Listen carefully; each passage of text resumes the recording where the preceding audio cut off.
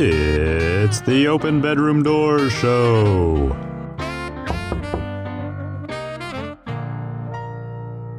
I'm Angela Skirtu, and I open bedroom doors. Hello, everyone. I'm Angela Skirtu. I am a licensed marriage therapist and an ASEX certified sex therapist, and we have a great show for you today.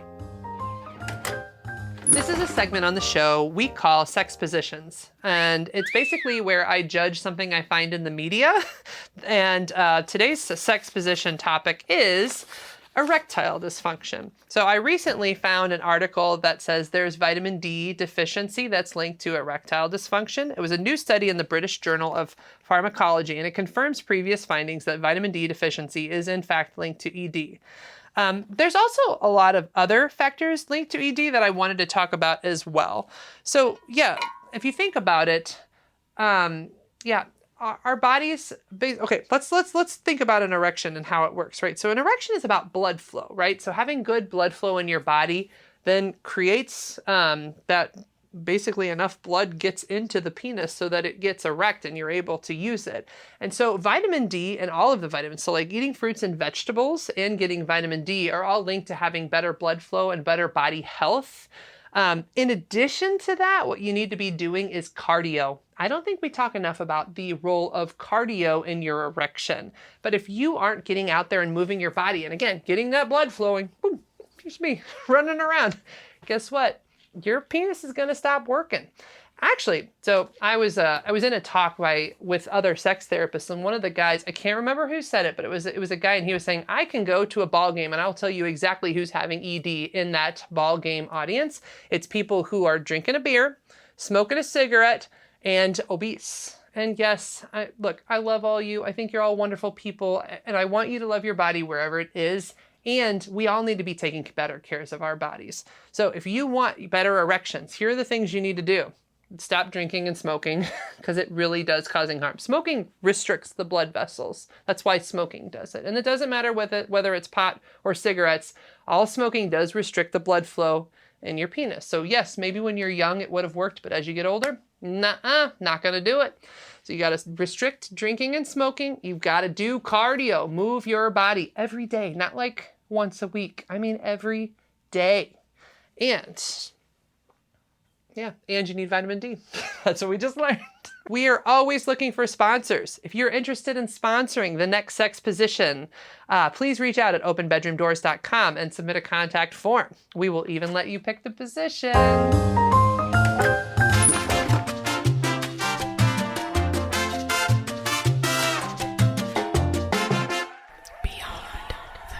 Are you ready to take your sex life beyond the bedroom? You want to spice things up and have a little fun? Come join me for my couples retreats. We are taking Open Bedroom Doors to exotic locations and introducing you to fun, sexy new ways to intimately connect with your partner. In a beautiful location, surrounded with serenity, warmth, connection, that beachy vibe. This retreat is your opportunity to say, nope, I'm leaving the kids and work at home, and we're gonna go to a place where we focus on us. We slow down, we get into our sensory experience, and I just want you to ignite your sex life and learn how to really take your sex life from 0 to 100. I'm Angela Skirtu at openbedroomdoors.com, and I hope to see you at my next retreat. Welcome to the Open Bedroom Doors podcast. I'm your host, Angela Skirtu, and thank you for joining me today. I have two very awesome guests today. One is Shane Michael and your colleague, Jade. We're just going to call you Jade. So Shane Michael is the founder and lead photographer of River Rose, a boudoir photography studio built on something much deeper than photos. I always figured if I'm going to say boudoir, I've got to do it with a little accent. Right. But it was built on the mission to help women see their strength, beauty, and worth without apology. So no thank you, no apologies. I have worth. So tell us a little more about that, because I think it's better in your words. Like, what are you trying to accomplish with boudoir photography? I'm trying to give women an outlet that they don't need to be concerned with. You know, everybody is so concerned with what this person will think, or this person's opinion, or this person's thought, and nobody ever really stops to think about their own direction and worth when it comes to anything, much less doing, boudoir photos. Women need an outlet and an escape to be reminded of who they are and who they were before motherhood, before being a wife, before addiction, before domestic, abuse, before all the trauma that was started, back to a moment where they felt like a badass. Or maybe this is their first time discovering that they're a badass and they need that light kind of lit to see what that discovery is. So I've talked to a lot of people who've done boudoir photography, and that connection to themselves, I think, is a really important piece of it. Jade, I want to bring you in because I don't want you to feel like you're out there in left field. So like what, so I can imagine like doing boudoir photo, just so if you don't know what that is, like you can dress up in cute little outfits. Sometimes there's more nudity, sometimes there's less nudity, but it is their choice, I imagine. But like, I could also imagine that having a man, there's like, oh, there's a man doing it. So Jade, is that where you come in somehow? It is. So when they're changing and getting into their outfits, anything like that, it is my job to make sure the outfits fit properly. They're sitting where they need to sit, make sure they're comfortable with as exposed as they are before I bring Shane back in. So you kick Shane out of the room. It's like, hey, the girls are going to go do some things. And then you help them feel comfortable. And then, but like, you're still the photographer, right? Right. So you've got to make them feel comfy too. How do you do that? Really bad jokes. That's the best way. I mean, it is. I mean, the relationship that her and I have allows for banter. And in my experience, when you have a little bit of friendly banter, it goes a long way with the company that you keep. 95% of the women that come to us all feel nervous, all feel awkward, all have expectations of not knowing what to expect. Probably don't even feel beautiful sometimes. They don't, and it's a roller coaster emotion. One day they're feeling like complete badasses because they're doing this, and the next day they're trying to think of 15 different ways to kill a puppy so they can reschedule or cancel. Which, please, we love Please puppies. Don't kill puppies. We love puppies. We like don't do the that. puppies. But there's also a lot of, and you touched on this a little bit accidentally, there's a lot of miseducation when it comes to boudoir. Boudoir isn't necessarily just about lingerie. It's not about nudity. It's not about being exposed. It's about feeling powerful and empowered. I tell my clients all the time, we can do just as much in button-down and knee-high socks that we can do with a 5-piece lingerie set or with implied nudity. This is about finding that alter ego and bringing it into a reality to where both can coexist. Yeah, I think, so I talk to people a lot about like what they wear and choosing to wear something because it makes you feel good. I think that people have a misunderstanding even about lingerie or like dressing sexy, that like it has to look a certain way. And some of it comes from our society, right? We'll watch a movie and this is what they're wearing, so I have to wear what they're wearing. But like when I help clients start wearing clothes because that's what like shapes their body well, or like we actually had a phone, we've talked before, by the way. So like this isn't our first meeting, but on our phone call, you and I were talking about how like, even if you get them at a certain angle, like there's ways that they can pose and position themselves that like, if they didn't know, like, oh my God, that looks gorgeous. I had no idea, like that's really, you're trying to bring to life this inner beauty that they have in them, maybe just locked up somehow. But like, you tell more, because I'm just encouraging all that he does. I'm a bigger cheerleader than he knows. In my experience, women and people in general, and I mean, a lot of what we do can be applied to men as well, but let's be real honest, men are not the most confident in sharing their sexuality or their feelings. We'll be very quick to talk about our conquests, but not about how we feel. But in my experience, women especially are so used to seeing themselves two-dimensionally.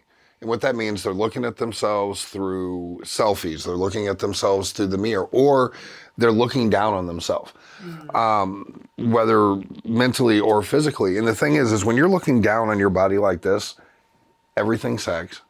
Everything doesn't look as well as it should be proportioned. It's not a flattering view looking down this way.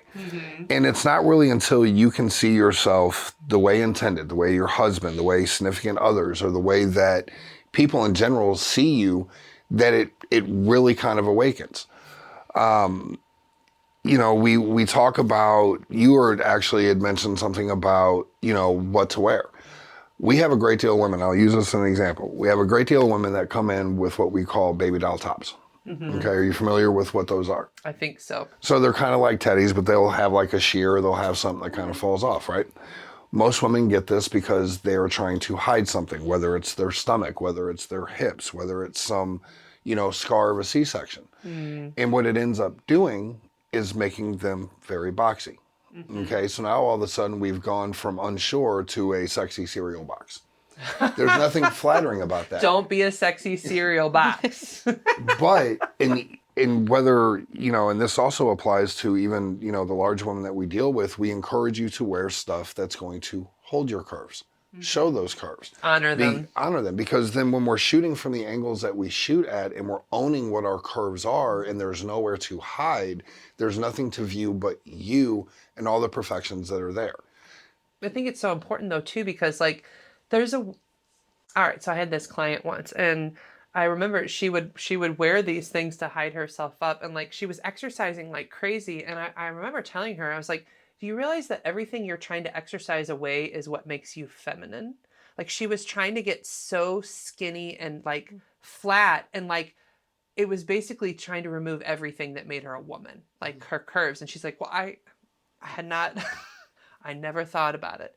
And like, it sounds like you're really trying to frame women and teach them how to honor that, like the feminine beauty, the curve. Like the curve is what makes a woman beautiful. Yeah. I don't understand why we don't honor this. There's this joke, dad bod season. You know what I mean? Like you talk to all these women, they're like, oh, I got to have the dad bod.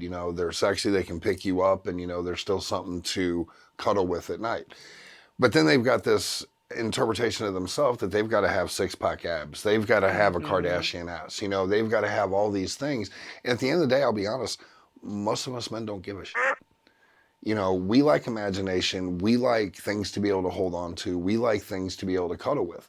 But society has put such a marker on what women are supposed to be like, what they are supposed to be seen as, and all of it's bullshit. Hopefully, I can cuss. Right? I mean, we did. You did it. So, I guess we're going to. We're going to find out. Right? My book's a cussing book, right? It's from no to yes sex. So yeah, we're fine. Okay. We've got to limit it a bit, but it's okay. Go for it. But there's a lot of views that are out there that are just utter bullshit. You've got a lot of women that want to assume the way that men think, and don't get me wrong, there are plenty of men out there that is the way they think. But there is also a great number of us that would prefer a little bit of curve over six-pack abs. So I want to invite Jade into this conversation because I feel like you probably have a little behind the scenes experience. And so I'm curious, when women are changing, what is the dialogue? What are the things they're saying to themselves as they're trying to get into these outfits? And like, what are you having to coach them on? So one thing I always have to coach them on is make sure their butt's not square. What? Okay, tell me more. Making sure we're wearing our panties in the proper way they're intended to be not wearing them in our hip dips. We all want to wear our panties in the hip dips. If you wear them higher, we have rounded butt cheeks. My butt's round? I had no idea. So you have to teach them how to wear clothes. Whoa, wait. Okay, keep going. What? I think you broke her. I like getting broken on this. I love it. I love it when people break me. Go for it. So like, people don't know how to wear underwear. Okay. So you don't know how to wear underwear. Tell us more about like what you're coaching them on. So, they're always, oh, I don't like this. I don't like that. Girl, you might not look at it because, of course, we're still looking down on ourselves, looking in the mirror. And so there's times I have to take them over to the mirror and be like, look, this is gorgeous. This is beautiful. And this is who you are. What's there not to love? So like, there's a lot of, even as they're getting undressed or changing into these outfits, of like self-deprecation, it sounds like. Oh, yeah, absolutely. Do you ever have people get so like nervous that they can't even do the photo shoot? No, not too often. Normally we can talk them off that ledge. That's good. That's good. Because I mean, I'm sure people thinking about doing a boudoir shoot, it's like, how could, you mentioned they're like, should I reschedule? So like you guys are pretty good at just helping them kind of feel comfortable, it sounds like. Well, and we're there from beginning to end. It's not like getting a haircut, you come in at 9:00, talk to Tiffany, and you're out by 9:30. There's a process that we have in mind. I mean, even from the consult, where we are asking questions that most people wouldn't be prepared for. What are a couple things that you physically love about yourself? That's usually the hardest question that they get because they've never been asked. But let me ask them, what are 2 physical things that you don't like about yourself? And they're ready to spit fire off 5, 6 answers. Yeah. And honestly, I've heard everything from big toe to collarbone, so answers don't even really surprise me anymore. I will tell you what we've learned in this is whether a woman weighs 80 pounds or 280 pounds, they feel exactly the same about each other. They still look at themselves with the same flaws. And tracking back on her for a second when it comes to the underwear, there's things that we do in our human nature that feel right and feel comfortable for us, whether it's aesthetically right or not. So when most women are wearing their underwear, like she said, we leave it on their hips. It rounds off completely across, right? Same thing with bathing suits. So when they're looking at themselves not properly, they've got this square ass. Okay. If you bring the underwear just up the hip, just the sides, it's almost going to feel like a front wedgie-ish kind of moment. But you bring it off the side and you look back behind you, the only thing that's changed is now their circumference. So now you have it looks like round. a heart back there. Now you have the ass that you thought you didn't have. And it's small things like that. I mean, she has seen it. We've had clients come in that claim they could hide behind a microphone stand. I have no ass. There's nothing about me I like. And then when we're done with our session, they're beelining to go get sweatpants that say juicy on the ass. So come get a picture with Shane Michael and you will get juicy pants afterward. But the whole process is designed to navigate through all the emotions that women go through, our clients go through, period. And I am the only male on my staff because, well, I created it, so I kind of have to be. But even our hair and makeup artists were all clients before they became team. I have shot with Jade well before she came on the team. There's things that she has taught me, and there's things that I have taught her that come to the psychological of what we do. Nobody ever comes in not nervous. Some come in hiding it better than others. Some come in with manic decisions, but they all come in with the same nerves. But by the time that they have sat down with the hair and makeup artist and they've seen the banter and we're going through the conversations and we're laying out the outfits and they're seeing the scene, by the time we get through the first pose, we've awoken something. And the first pose is designed to break the vulnerability of what we're doing. And then the dad jokes are just there because, well, I'm a dad and I like to talk shit. And they're fun jokes. And they're the best jokes that exist.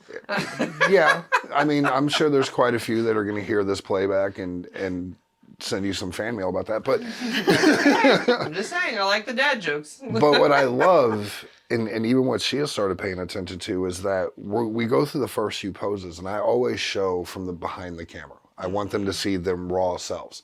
I've touched nothing. All we've done is push the button at this point. And then they start seeing these images, and they just start to light up. Yeah. That alter ego starts to come out. It's the first time they've ever seen themselves as potentially pretty or having some sort of asset. Like they never thought they did before. It's a discovery.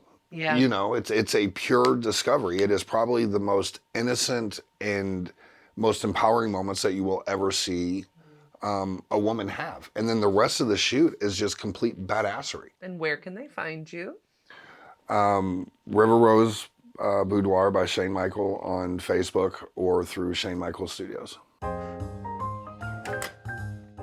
That's too spicy. Well, guys, on the Open Bedroom Doors show, we often have content that's a little too spicy for your typical social media platforms. So for those of you who are like, I love everything Angela Skirtu and I want to know all the spicy details, we actually have a space where we put the uncut shows, and it is at patreon.com/openbedroomdoors.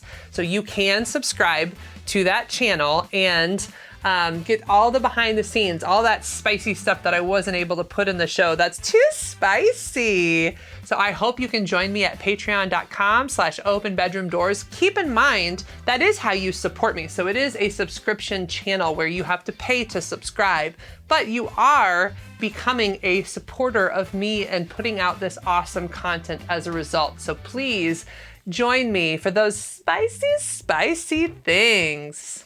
Want to be a sponsor for the show? So we have all kinds of sponsorship opportunities, from endorsements to sponsoring an entire episode to sponsoring a section of episodes. And if you would like to become a sponsor, please go to openbedroomdoors.com and look for the sponsorship page to become a part of this show. We would love to have you. Now, something cool as well is that we have an event coming up right here at Adventure Unknown called Sensual Bites and Bedroom Secrets. That is happening September 13th from 5 to 8, and we're looking for vendor sponsors. Now, if you become a vendor sponsor for that event, then you can get a whole show where I interview you all about you and your business, and you get to be part of this Sensual Bites and Bedroom Secrets. I have a celebrity guest, chef Terri Jayne from Fox 2 News, coming to make you an aphrodisiac menu, and it's going to be an elevated date night. Just think of like dinner and a TED Talk. It's going to be fun. I'm going to teach you some stuff. Oh, and I'm answering sex questions in bed.